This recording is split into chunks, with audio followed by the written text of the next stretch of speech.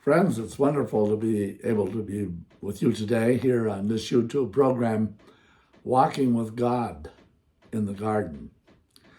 I've emphasized from week to week why it is so important to take time to be with God. I have a little book which is called The Blessings of Solitude.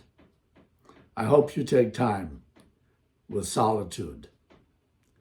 It's an opportunity to think about yourself, not arrogantly, but humbly. Who are you? Where are you going? Where have you been?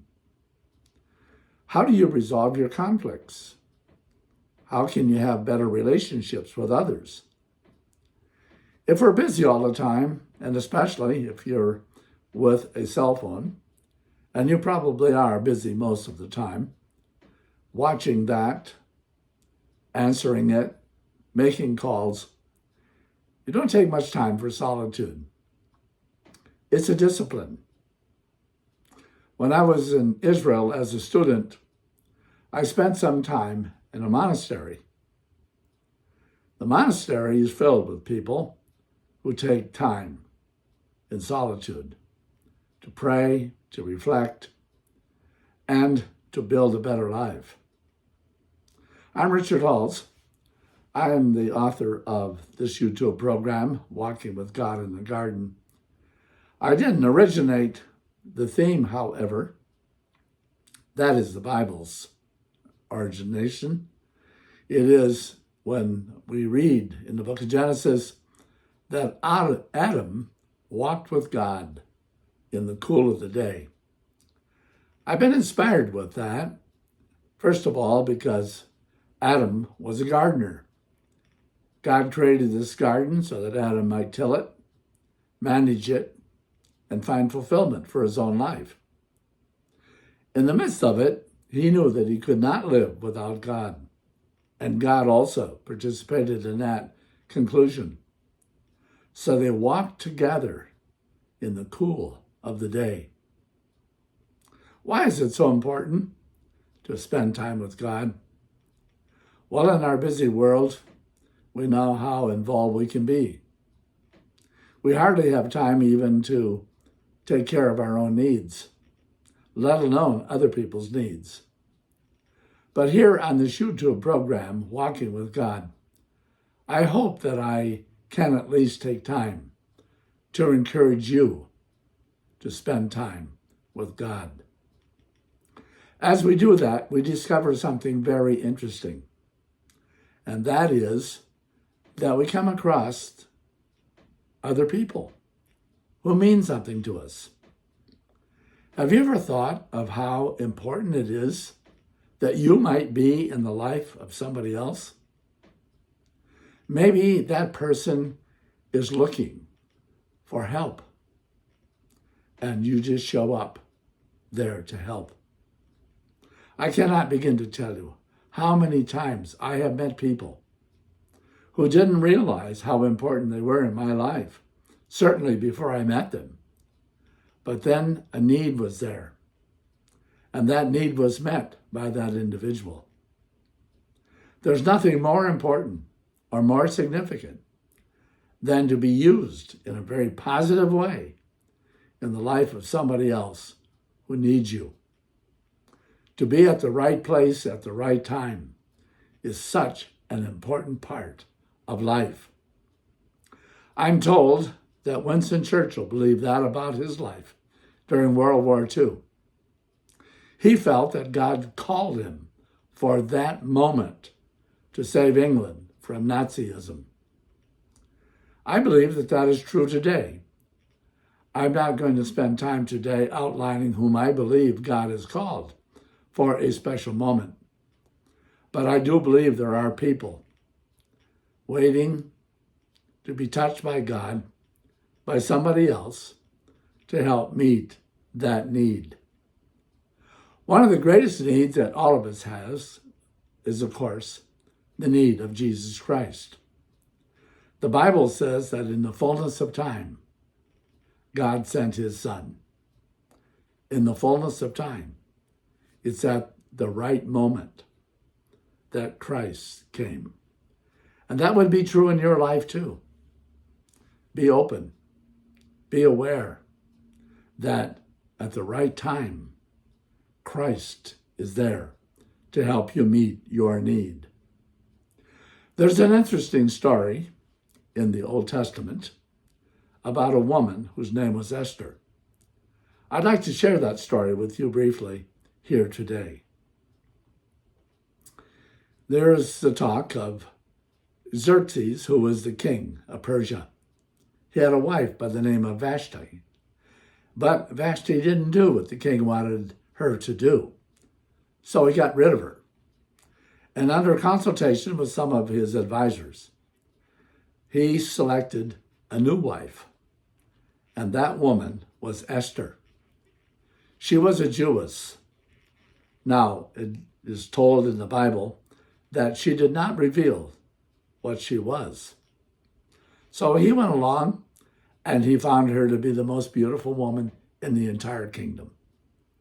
He selected her to be his king, his queen. And as she was his queen, there were restrictions, of course. Now, in the midst of all of this activity, there is the story of a man whose name was Haman. And he had it in for the Jews because their one Jew, Mordecai, would not bow down to him. The king had given Haman special privileges, but the privilege was to be recognized and honored by all the people. But Mordecai refused, being a good Jew and wanting only to bow before God. So Haman set forth a program to destroy the Jews in the land. Not unlike what's just happening in the world today, by the way. A lot of anti-Semitism.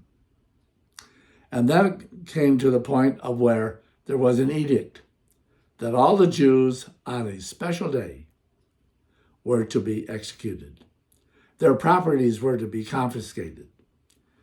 And what was to be done to save the day?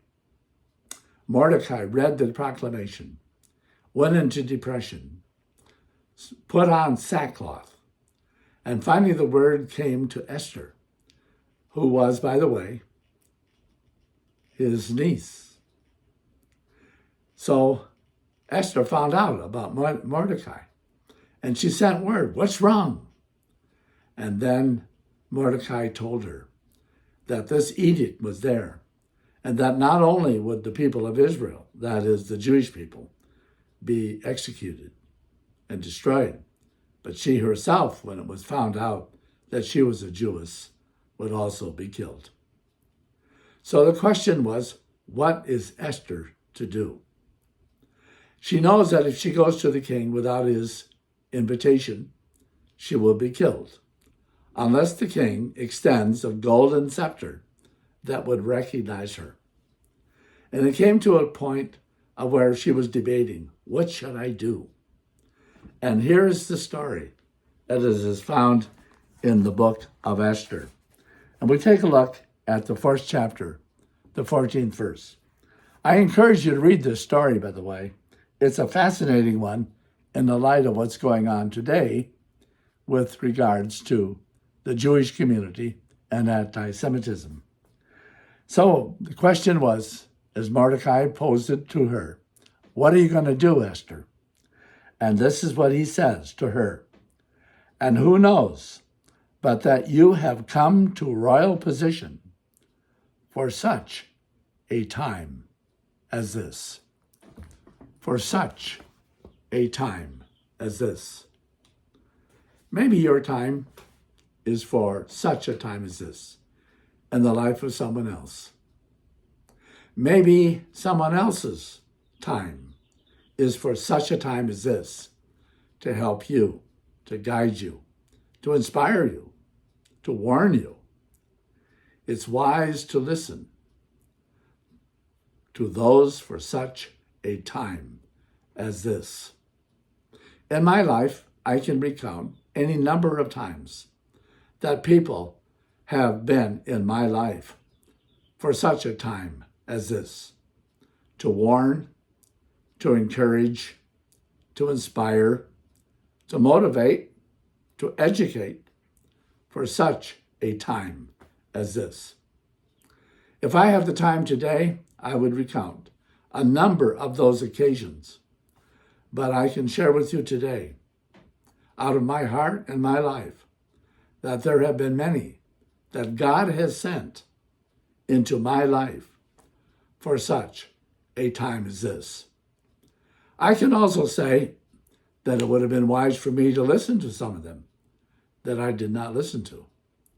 But I'm thankful for God's mercy and His grace that in spite of my lack of participation for such a time as this, God has been gracious. I hope in your life today and for this week, think about those who have been called by God for such a time as this in your life, to give to you some word, some inspiration, some encouragement that you need. I think of so many that I work with every day, every week, for such a time as this. May God bless you, and especially in the light of Christ, who has come into your life for such a time as this. Dial again next week into this YouTube program, Walking with God in the Garden. It's your garden where God has placed someone for such a time as this.